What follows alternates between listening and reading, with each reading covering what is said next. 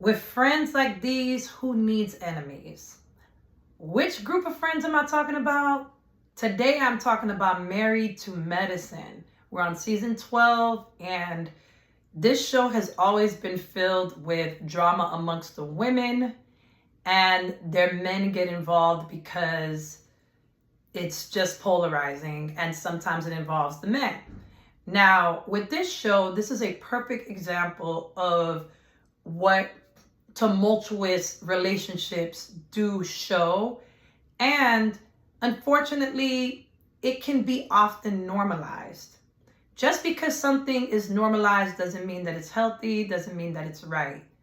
But if we go down this path, we will see how can we handle these friendships? Can they be fixed? And do we see some of these patterns in our own life?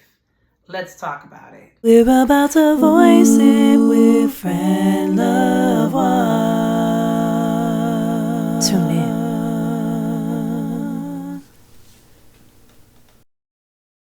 Welcome to Voice It with Fran Lavoie, and I'm your host, Fran Lavoie. And you know, I love Married to Medicine. It's a wonderful show. It was created by Mariah Huq. Now, Mariah Huq is down to her YouTube page being messy and talking about the previous iteration of the show that did involve some of the ladies.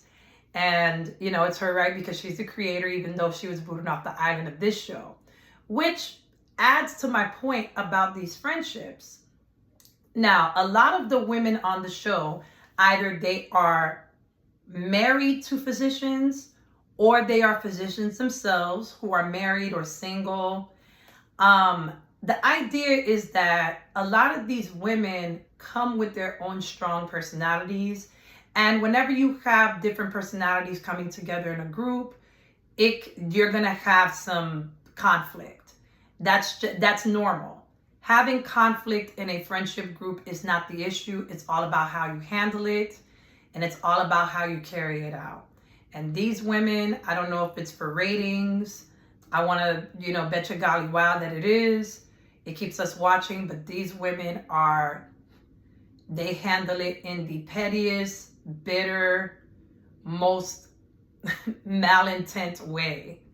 So just understanding the women, they live very privileged lives in Atlanta. Being a doctor or being in the medical field, coming from my personal experience, does afford you a good lifestyle, a comfortable and beyond lifestyle where you can have a nice home, you can have nice things, especially if you manage your money well. Now, a lot of the women do live in luxury on this show, and a lot of them do wonderful things in the community, not just to reach out to the public, but also in the medical community to support one another. So we have Dr. Contessa, who's in occupational medicine and integrative medicine. We have Dr. Jackie, who's an OBGYN, there's Dr. Simone, who's an OBGYN. We have Dr. Mimi, who's a psychiatrist. We have Toya, who is married to Dr. Eugene. We have Quad, who was once married to a psychiatrist, Dr. Greg, who is no longer married. And if you know about Dr. Greg, you know that he brought Sweet Tea, who's his new wife, on the show. Well, they did to kind of get back at Quad. It's a whole thing. We'll talk about that later if we have the time. And we have Dr. Heavenly. Now, she's Dr. Heavenly because she's a dentist who's married to Dr. Kimes, Dr. Damon Kimes. I'm sorry. So we also have Brandy, who's on the show, who's a board certified nurse practitioner. She's a friend to the show. And we also have Angel, who is also a registered nurse. And so there have been several different cast members who come and go.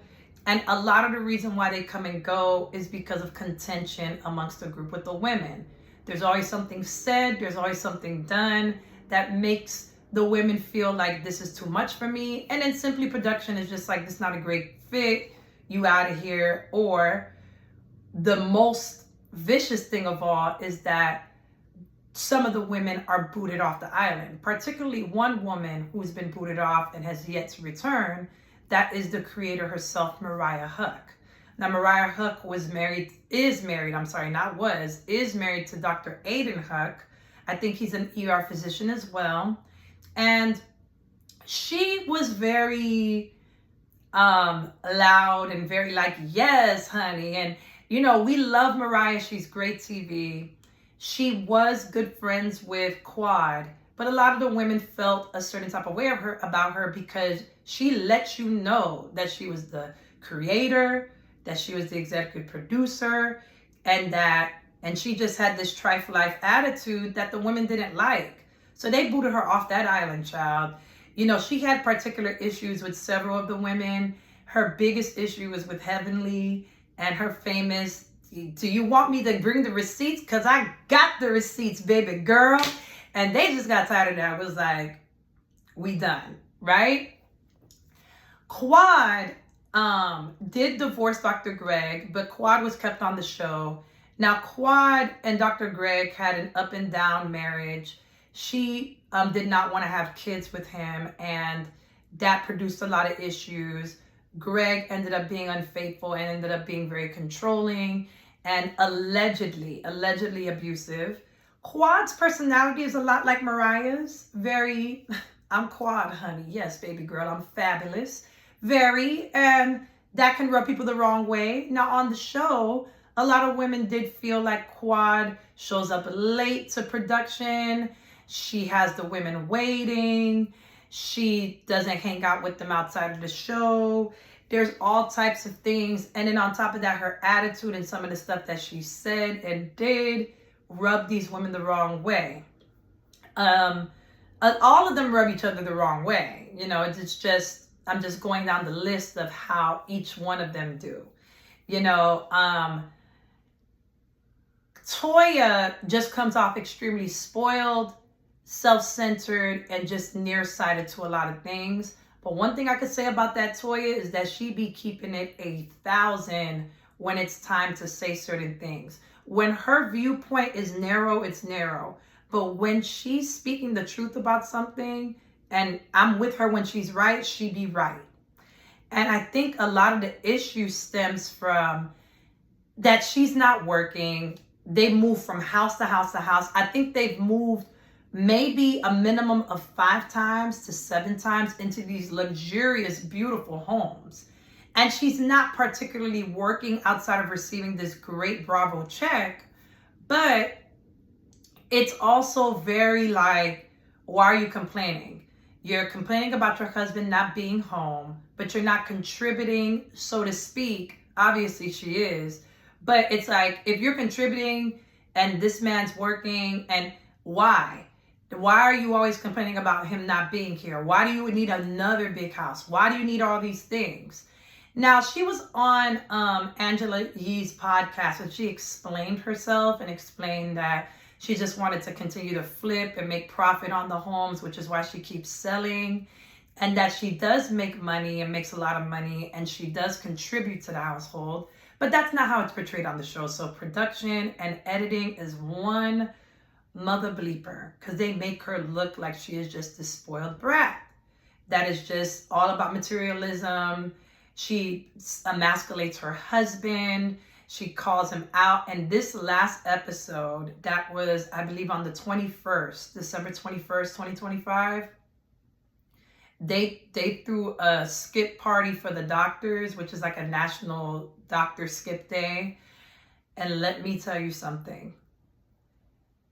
Just off of a small misunderstanding and her frustrations with her husband working, because he's currently working away. When I tell you she cussed that man out, she was fussing this man out, and she asked a couple of the ladies to leave because she felt embarrassed, which is really the issue. But according to her words, she felt like the women didn't have her back and that her husband was more concerned about what they thought. But it's not the case. I think they just don't understand why you were fussing them out, which leads me to Dr. Heavenly. Now, Dr. Heavenly is known as a Petty Betty. She has a YouTube channel, and she has scrubbed a lot of her stuff off this YouTube channel because she's running for office in politics. So, of course, she can't really be out here and Shout out to Dr. Heavenly. She's from Miami, Florida. Big ups to Miami. I'm from Miami. People from Miami hit different, okay? Like the way we throw shade and the way that we talk and our mouths are reckless, think Tia Kemp, think, just people from Miami just hit different. It's not that one strip of Ocean Drive that you see on TV. Miami, if you know, you know. And so Dr. Heavenly is definitely very petty and says a lot of things that has rubbed Toya the wrong way, but a lot of it is truth. She's also rubbed Dr. Contessa the wrong way, and we'll get into that in a second. A lot of the women don't like the things that she spread on her YouTube channel. She would review the show for the viewers to watch and gave little insiders, and she would just throw shade at the women. Now, speaking of Toya, she would talk about how Toya talks bad to her husband, and she talks about her finances. Like, why are you buying all these houses? Girl, just settle down. Y'all ain't got the money. Because Toya and Eugene previously went through a bankrupt situation where they owed the IRS. And so they were still throwing parties. They were still living lavish while having marital problems. And because it appears based on the editing that Eugene is the only one working, you would think that Toya, with this big check, they could just pay that all off. But at the time being, they have to give a storyline. So it's like Eugene is the only one working. He's working crazy, and she's complaining, all while getting all this luxury stuff. So Dr. Heavenly wasn't with that, because Dr. Heavenly, it does real estate. She kind of has a say on things when it comes to like property value and, counting coin and all that. I'm sure we all can, but she used to throw shade at Toya all the time. Talking about how she don't do nothing, she's lazy, and she talk crazy to her husband. So Toya doesn't want to hear that from Heavenly, and that's why at the party, she asked her to leave, okay? She also asked Dr. Mimi to leave. Now, Dr. Mimi and her husband, and I think it's so funny, because during the episode, Dr. Mimi, who's a psychiatrist, she does give, I feel, unsolicited advice, but they all do. But because she's a mental health expert, I think she feels entitled to give it. I think that Toya feels like she thinks that she's perfect and better and that she handles things in her marriage better. But I don't see it that way. I think that Mimi is very honest about the fact that her and her husband had problems and that they've worked hard to solve them. I just think that it's wrong place, wrong time when you're talking to somebody like Toya, but she's getting annoyed Toya, so it's kind of like, I don't know whether I should chime in or not. Toya kicks Heavenly and Mimi both out, and they leave. Now, Heavenly simply was just saying, don't talk to your husband crazy, because we know that Dr. Heavenly is in love with Dr. Damon. She calls him Daddy. Now, Daddy, she talks to him, very soft, and Daddy, I don't understand why you be. Now what? She's going through something where she found out with the world that her husband was aware, but he hid this from her, that her eldest son was arrested. And because she's running for office, it's a bad look, and because they're public figures, she said, now, Daddy, you can't be hiding that stuff from me now. You can't be. You see, that's how she talks. But when it comes to talking to the lady, don't be mother bleep this, that. She be on that. She be on that Miami time with these ladies. And so the women get confused, and she's very petty and be saying a lot of stuff. And so, Toya just was like, get up out my place, okay? Now, she felt the type of way about all the ladies at this party, but she only kicked Mimi and Heavenly out because she's the most triggered by them. With Mimi, I just feel like maybe she just thinks that Mimi chimes in when it comes to what they say more often than what Toya would like. But, you have Brandy over here apologizing to her. And the funny part was when Toya was talking to Eugene in the back. Eugene just made like a simple joke that Toya just did not find funny, and it turned into a huge ruckus, kicking people out because she feel like they all in her business, even though she made it their business. You see Mimi husband lurking. It's like, you see this little corner over here? It's like they're over here arguing and you see him in the back like. It's like, like he's in the corner lurking. It is so funny to me. But him and Mimi finna have a kiki in the car. Like, child, you seen they threw us out? You said, I overheard them talking, girl. Listen to what they said. That's what I get that he's gonna do. But it's so funny to me. What was I gonna say? So Brandy is apologizing. Now, Brandy's a nurse practitioner. She's new to the fold. I guess Toya thought that she had an issue too, and that she was coming for her too. So Brandy apologizes, but I don't understand. Because Toya completely over-exaggerated. And Jackie, we're going to get to her. But Jackie said it best. She was like, I don't understand why people are apologizing. You are embarrassed because of how you came off to your husband and it didn't go the way you thought it would go. Because I guess for me, she didn't expect her husband to clap back in a funny way and have people laughing. I think Toya thought that she was just going to talk and Eugene was just going to be like, yes, sire. Yes, madam. But now Eugene made a little funny joke because Toya wanted these people to do a game that ain't nobody want to do. And she saw the people weren't participating. And so he made a joke giving like a prescription to sit out on the game. And she just thought it wasn't funny and got completely triggered. Let these people enjoy their day off. Don't nobody want to work. So she has Brandy apologizing to her. And I don't understand why. Contessa is consoling her. And Contessa and Brandy recently had a little scuffle. Contessa, who is our other MD, is shading Brandy the other day at her birthday party, which was held at a restaurant, that her husband, he purchased all the food, wanted the ladies to have a good time. And maybe about a week prior, Contessa threw herself a party and spent $40,000. Now, we've recently seen clips surface where the party looked like they had 8Ball and MJG there, all that stuff. But editing is one bad mother, because when I tell you that party didn't look like it was worth $10,000, not even $5,000. I feel like the way the editing made it look was like, it was a 70s party because it was her last year in her 40s. She turned 49. That party looked like it wasn't worth no $40,000, but I can see where it went. It went to different things that the show did not show. So, fine. But from the editing standpoint, before we saw these little clips, it was like, what this party was, the party looked like it was whack. And so, the reason why Contessa was triggered by Brandy was because Brandy was constantly thanking her husband. Thanked him for the lady. Thank you, baby, for paying.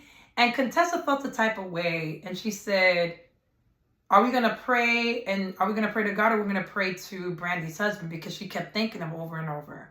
That was immediate shade based off of Contessa's triggers, because her husband did not help her. Contessa's husband, Scott, who's also a physician, did not help her plan her 49th birthday party. And she had been asking her husband for 20 years to throw a party, and he never does. And so you're shading Brandy, throwing shade at her event. Meanwhile, prior to Contessa walking in, Heavenly was talking to Brandy and saying, your husband paid for all this. Meanwhile, Contessa's husband could not even lift a finger or something to that effect. That's where Dr. Heavenly gets messy. Now, she's sitting next to Simone, who just came from a disagreement regarding her sons and her husband not supporting her, right? Now, the reason why Simone is so important in this situation is because Simone, as much as she's great TV, when it comes to a friend, too emotional, too loud, and sometimes because she's always the person announcing that this person needs to leave the group or that person needs to leave the group, I sometimes just think that she's too messy for her own good. And with Cecil and her sons, it appears that she's the only one really working and bringing in the dough. Now, being an OBGYN for as many years as she's been, she probably makes a lot of money. But there was a scene where her younger son, Michael, expected her to not only help pay for law school, but also expected her to buy a new car for him while he had run up $60,000 on a Chase credit card, I believe. And she's paying their apartment's rent, not just for her son, her younger son, but for her elder son too. They both recently graduated from college at the same time. But it looks like she wants to teach them fiscal responsibility, but not Eugene, I'm sorry, but Cecil seems to be on their side.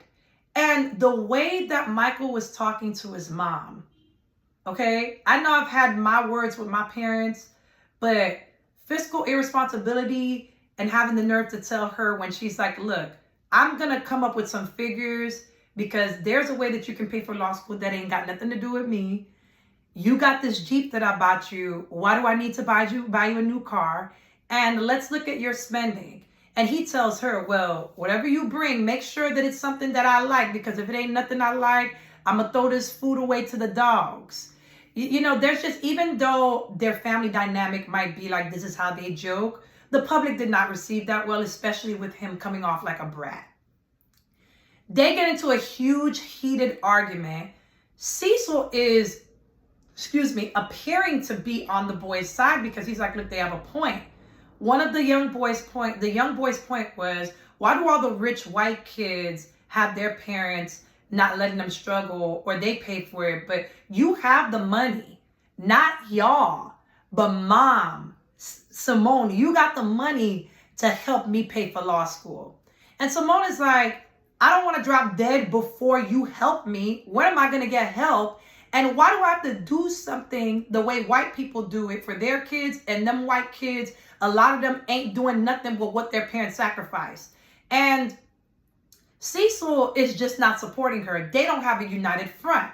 And so now she's yelling, acting a fool. So when it comes time for this dinner at Brandy's, she's talking to Heavenly back and forth about it. Later on, Heavenly lets her know, like, look, I haven't seen my son either, so we all going through something. But it's like when Contessa starts to hate, and then Brandy is like, hold on, like, what's going on? And they have their little back and forth. Brandy was very composed. Contessa gets to the nitty gritty and says, you know, like, y'all was all bringing hate and stuff to my party. I don't appreciate it. I think she was trying to blow smoke other people away, and people just wasn't getting it. Like, Contessa, you crazy. Then she says something that says, well, I've been married 20 years and I've been asking my husband to do this for 20 years. So I hope that one day he will. Maybe one day he will. Simone come out and say, in the height of all her issues, baby, I've been married for 29. He not going to do it. Okay? To say, and I agree, that oftentimes, if a man doesn't show initiative in the beginning, depending on the man, most of the time, he not gonna do it. If he not doing it now, you doing this passive aggressive, I'm gonna throw a party for myself, I'm gonna have a good time, life is short, then complaining about it later, he not gonna do it. The thing about Contessa is, Contessa likes to complain about her marriage and don't want nobody to say anything back. Because if you do, she gonna lash out at you, right? With friends like these, who needs enemies? She got into it with Heavenly, which is where Heavenly and Toya and Contessa, they kind of have similar issues with her. It's like, don't talk about me, which is what Heavenly does. But Heavenly, though she be talking about them, and sometimes it be like, girl, shut your mouth, Heavenly does say something true. If you are going to stay with your husband, don't be talking bad about him and don't embarrass him in public. And if you don't want us in your business, don't talk about it, right? Don't talk about it. And so sometimes they like to talk about things that they don't want people to comment on. And then they gaslight you into thinking that you're talking about them, even though, yeah, we are talking about it, but you brought it to the group. So are we supposed to not? Like, I don't understand. And so that level of gaslighting is crazy. Do I feel bad for Simone? I do in that instance. But I also don't understand why Simone gets so angry all the time also. She got mad and yelled and did all that stuff just for her in a live while, like, after the show aired, after that episode aired. I think that aired December 14th. She still, their son revealed that she still bought him a Tesla. So she did all that. She didn't even want, they were like, why you said that? They asked the son, like, why you said that? So now everybody knows that I gave in and I brought you the Tesla. But that's the thing. You did all that yelling and all that carrying on and you still gave in. And I know, human nature. Sometimes we get mad at the moment and then later on we change our mind. But it just makes you look crazy on television. It is what it is, right? Dr. Simone has a loud, brash voice and does tend to get mad, yell, and become emotional. And then it takes her a long time to see where her blind spots are. So I feel that way about her and her relationship with Quad. Now, she's had troubles with plenty of the women. She's had troubles with Simone. Troubles with Toya. Definitely troubles with Heavenly, because Heavenly and Dr. Jackie have become close where Simone and Jackie were close. And because of that, and because of the way Heavenly is, Simone and Jackie's relationship has never been the same. Though they're cordial and though they're friends again, it just doesn't have that same, the friendship that they once had.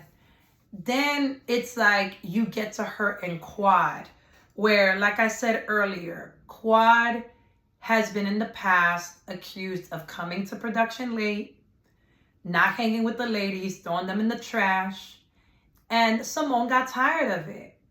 And so Quad does come in with this attitude of, I'm Quad, so whatever, girl, like, whatever, yeah.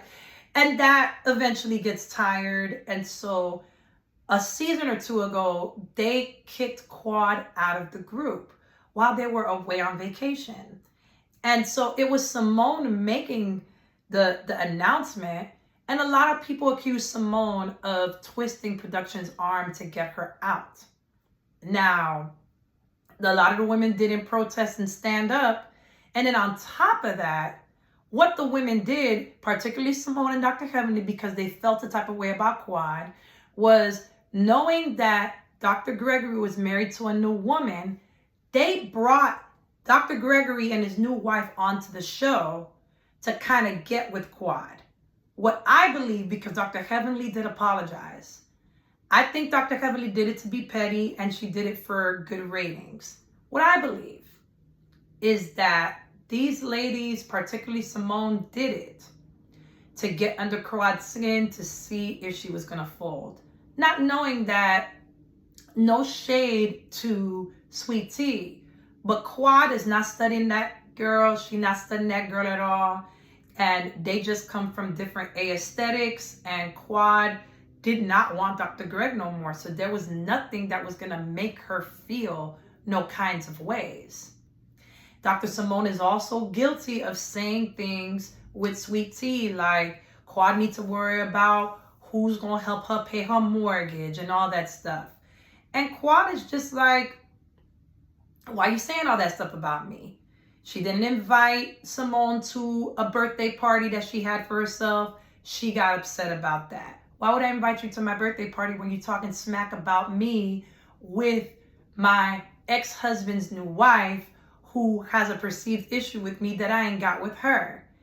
Even though Quad last season did a lot of petty things, trying to throw it in Greg's face, in my opinion, about having children, which he is yet to have, even with his new wife, though we wish them well on that journey.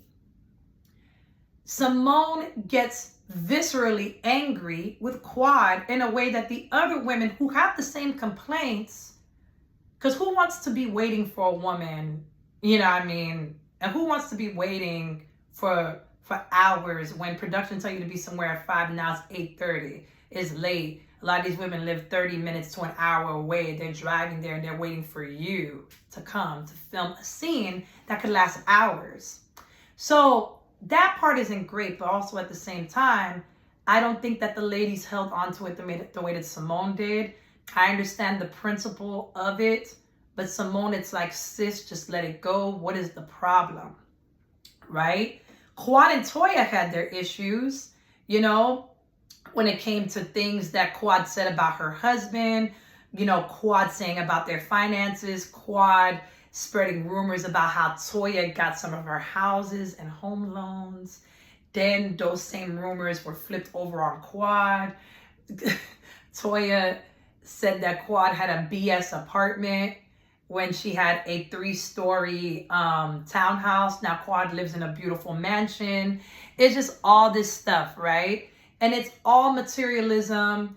It's all cattiness. It's all shadiness. The only person that is not somewhat in the fold so far is Angel.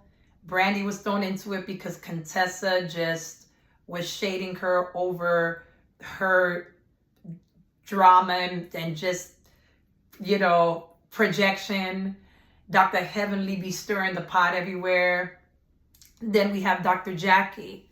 Now, Dr. Jackie, to me, I be having my eye on that lady because Dr. Jackie is one of the elder women on the show. Dr. Jackie's had her issues. Her and her husband went through an infidelity situation that has since been resolved. They seem to have a stable marriage that, you know, they kind of keep us out of it. But there was a scene in the earlier seasons of the show where Curtis pulled Toya. Now, Toya's a very beautiful, thicky-icky woman, right? He pulled Toya onto his lap. And so Toya didn't like that. Of course, Eugene felt disrespected. And Eugene, I like Eugene because Eugene tends to handle things very poised. One time he did say, y'all need to stop acting like NIGGAs, which was hilarious to me. But he tends to get into the mess, but he's still very poised, very kind of like even-keeled guy. He didn't like that. They recently spoke about that. They asked Toya about that on Watch What Happens Live with Andy Cohen. And she mentioned something about it very shadingly that brought it back up to everybody's memory that Curtis be cheating and ain't got no business touching the ladies. So Jackie tries to confront Toya about it.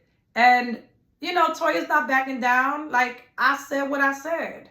You know, this man is you know, I think Jackie said something to the effect in the first episode about, well, you know, this person is not this way.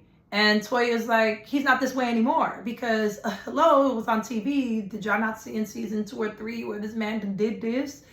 And it's like, you can't really argue that because he did, Jackie. And there was an infidelity that was admitted and y'all had to work through your marriage on the show and you took him back. Like, you know? So they have their riff. At that dinner, they're going back and forth with each other for a little bit about who's professional versus not. Jackie says a lot of shady things like, us professional women don't do certain things. And those are the things I'm talking about. It's like, Jackie has skeletons in her closet, and then on top of that, you shade unprofessional women. Now, Toya does have a degree, and Toya, I think she has a couple of degrees. She went to grad school. But it's kind of like, even though she's not using her degree, even though sometimes she doesn't speak the most, like, it doesn't appear that she sounds educated, she has an education, she's not using it. Jackie works really, really hard, is known as the celebrity OBGYN in Aventura. Aventura is in South Florida, in Atlanta. But a lot of the issues in her marriage stem from the fact that she's never home. And Curtis, I remember there was a season or 2 ago where she was like, I'm gonna start going home at 3:00. You know, I'm not gonna take on as much. And it seems like Simone has that similar issue because in the first season, couple of seasons, they had those problems per se. between her and Cecil, and they've been very open about her sex life and how she don't like the way certain parts of her body smell, and you know, and how she doesn't do certain things in the bedroom. And Simone actually almost got a divorce, and they convinced her not to, because Cecil was having what, let's just call it for what it is, an emotional affair, you know? And man, like, you know, even though they say that the woman wasn't like, they didn't have anything other than that, it's still the fact that these two OBGYNs are working nonstop. They're the breadwinners. They're doing all these things. I think Curtis is very successful in real estate. And I think even outside of the country, I that's not verified to me. If it is, y'all let me know. But it's like, Toya's living a trifle life that she does complain about, but she's still living a softer life than most of the women. So they feel a type of way about that. Like, girl, what you doing? And you complaining and all this stuff. But what I think is just simply, girl, what you doing? But Jackie can be very nice, nasty, and hides behind, I'm a Christian. I don't speak a certain way, but she says the word biatch a lot, and you know, she says a lot of shady things. And for me, I think that for a long time, when her and Dr. Heavenly became cool, Dr. Heavenly was her mouthpiece. A lot of the things that she wanted to say that she wouldn't say, Dr. Heavenly was a representative. And of course, Simone couldn't handle that at one point, and Simone and Heavenly had issues. And at some point, Simone was like, look, if you can't beat them, join them. We got to just make this work. So when you hear this, now mind you, there's several women. With Dr. Jackie, I could go on and on. There was a lady named Buffy on the show. Buffy had infertility issues. Dr. Jackie is a 2-time breast cancer survivor. Dr. Jackie, at a conference that she puts on, decided to say, well, you know, Buffy, you understand, because you're infertile. Like, why would you say that? Maybe this woman didn't want the world to know that. You know, even though she did share it on the show, I don't think that she wanted you to include her in her speech, you know. And then when it came time to being held accountable for it, Jackie was just a jerk and had to apologize profusely. Jackie was also on Dr. Heavenly's live on her YouTube, and somebody put out a clip of her talking to Dr. Heavenly and saying that, well, you know, Black women tend to, you know, come to the ER and complain about pain and complain about all this stuff. And it made it look like she was diminishing Black women and their health concerns, especially in a climate where it feels like Black women are being targeted in this administration. And so she's had to come out and apologize. And it all happened around the time that she was being chronicled on the show about talking about maternal health with Vice President Kamala Harris. It was a mess. So Dr. Jackie don't be having a great reputation on the show either. The issue is that a lot of these women don't. Contessa and Toya have had their issues. Contessa said to Toya that Dr. Eugene, her husband, is the definition of a big ASSBITCH, because they had issues. Now they're trying to go into business with each other by, you know, renting out an office space at the Scott's, the Met class, Contessa and Scott's new building. But now they have an issue with the office space because they said it's like a closet space. So it's like, a lot of these people, they're not accountable, because I don't think Contessa is going to like that very much, because I think she's going to be like, what? It's a space. You know what I mean? Like, sometimes Contessa can be nearsighted too, and then gets mad and gets angry. The point is that all these women come in with blind spots, as we all do in friendship. But it's like, there's a lot of apologies that are made, but they don't live up. They don't. A lot of these women are extremely, extremely petty. And it's like they're more enemies pretending to be friends for a check, or they're around each other in close proximity so that they can be in the know, or have the connection remain just in case it will benefit them later. Let me tell you something. You know, we can talk about different scripture and what the Bible speaks about when it comes to friendship. You know, for these women who speak about, you know, loving God and all this stuff, you know, we need to really hold ourselves accountable. Even with me, I've had to look at some of my friendships and see where I've gone wrong, and I've had to be accountable. And I've had great friends that have been accountable to me now, where accountability couldn't be reached, where a lot of these things could not come together, then it's like you have to part ways. Now, when it talks about conflict, we have Matthew chapter 18 that lets you know how to handle conflict with people. It talks about in the church, but it's really a great way to handle conflict. You try to handle it one to another. If that doesn't work, you bring it amongst one person that can kind of mediate.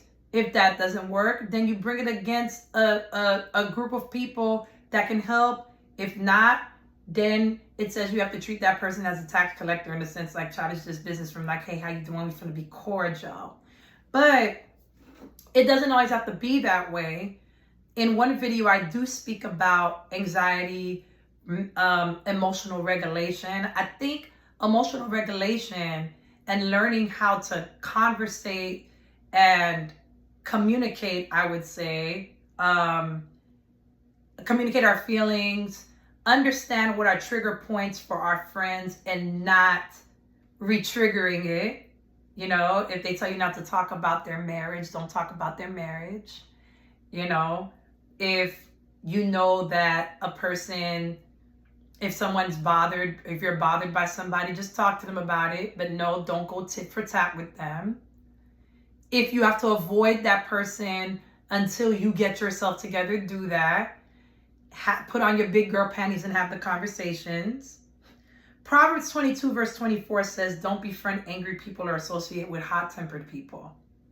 That's how it starts off, right? And it's like, yeah, you know, like, don't be friends with people who delight in being hot-tempered all the time.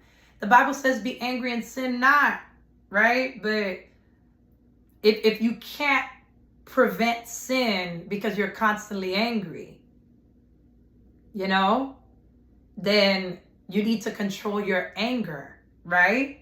So Ecclesiastes chapter 4 verse 10 says, if one person falls, the other one can reach out and help. But someone who falls alone is in real trouble. Now, these women are really good at catching one another when they fall, but they allow their anger and their unresolved issues, even though they help the person up, to create other issues. Or when they pick the person up, it dies down for a while, but then it continues again, right? So it's like we're not really resolving things. We're not really getting over things. But if we are, somebody's petty and brings it back up, or it just triggers off other issues that were not resolved, right? Share each other's burdens, and in this way, obey the law of Christ. Now, that scripture is in context of helping people who are in need and helping people around you in the community. And they do that. But once again, like I said in the previous point, then when they want to be mad at each other, it sets off a whole bunch of other problems. And it's like, wait, no, like I thought we were all hunky-dory, you know? So let's see. Yeah. I mean, Proverbs 18 verse 24. There are friends who destroy each other, but real friends sticks closer than a brother. Listen. I feel like a lot of these friendships stem from bad, like, household situations. Dr. Heavenly even said that she doesn't have a great relationship with her sister. There was a scene that didn't make it to the editing floor where she did try to work with her sister, but a lot of these women do speak on, like, their familial issues, and it does attribute to why they handle things the way that they do. But man, when I tell you this show, they don't be exhibiting that friendship bag. When I tell you, they don't. And it makes me think about my friendships and the areas in my life where I need to be better. Because boy, like, I know that I have rubbed people the wrong way the same way. I don't delight in being petty. I speak the truth, but sometimes I say it at the wrong time. Sometimes the words that I use aren't always the best. And I know that. And I've definitely improved. And I'm grateful for the friends that have stuck through with me. And I also am grateful for friends that understand my heart's intention and the purity in my intentions, even though I still be screwing up. I've had to let go of friends who, even though they may have rubbed me the wrong way, they did it with ill intent. I've had to let go of those friends. And it's been, to me, it's really all about the intention. I've been in mediating situations. I've been where I've been a mediator. I've seen on both ends where one person is responsible and the other one isn't, or both people are just choosing to see things blindly and we can't get to a resolution. I've seen it where I've had a blind spot and later on have to come back and be like, oh man, I've messed up and I apologize. I've seen it where people have been afraid of confronting something with me because of how I respond, because your girl sometimes used to be a little emotional. Like, I used to hit you a little bit with a little Simone, but more like stern. Simone, if you ever see her yell, she just be going off unapologetically. But I've gotten much better, and I'm grateful for the friends who weren't afraid to speak to me regardless of what that would look like. But it's also taught me how to regulate my emotions. When I've seen that a friend has withheld information on purpose, has allowed things to go on where they could have defended me, and did things with ill intent, even though my intentions were pure. It's like, let's say I say or I do something that they don't like with good intention, because they don't want to be responsible or accountable. They do something with ill intent towards me, or they say or they withhold information, or they allow something to happen that they could have stopped or they could have regulated, but they just didn't want to because they were afraid or they just didn't want to say. And so I've had to let those people go. And it's taught me to myself, like, Francesca, Fran, think about it. Think about how people are with you and think about how you are with them. And it's really about just asking the Lord for help. Like, God, where am I doing something? Like, I see that there's a strife here, there's a conflict. Show me what I can't see that I'm contributing. And then take the responsibility for what you do and move forward. If in the conversation someone tells you, hey, I don't like when you did this, you did that to me, but you know that you didn't mean to do something, or that you didn't do what you said. I personally am of the belief I'm not going to apologize for something that I didn't do, but I can also acknowledge how I've made a person feel. Because if I've made you feel a certain way, I obviously did or said something in a way that harmed you. Only time that I push back on that is if a person is trying to gaslight me because they don't want to accept responsibility over, though I said something, though I did something, it wasn't in ill intent and it wasn't necessarily wrong. It's just that they just avoid accountability. I'll give you an example. If you're mad at me for pulling you to the side and telling you a truth, and it's not necessarily a wrong place or a wrong time, and you just blow up at me and put me through hell as a result, If you come later and say, well, you hurt my feelings because of what you said, and if what I said wasn't ill intent nor was it like hurt feelings, all I'm going to do is say, well, I still believe what I said and I apologize if that made you feel a certain way. But I don't think that I intended to hurt you there. I think that I was just trying to hold you accountable, but I realized that I'm not the right person to do that.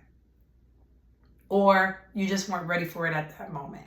That is just the way that I would apologize for that. I wouldn't feel gaslit, especially not these days. So I've had to let certain those relationships go. Do I think that these women need to step back and just admit, like, child, we're not friends?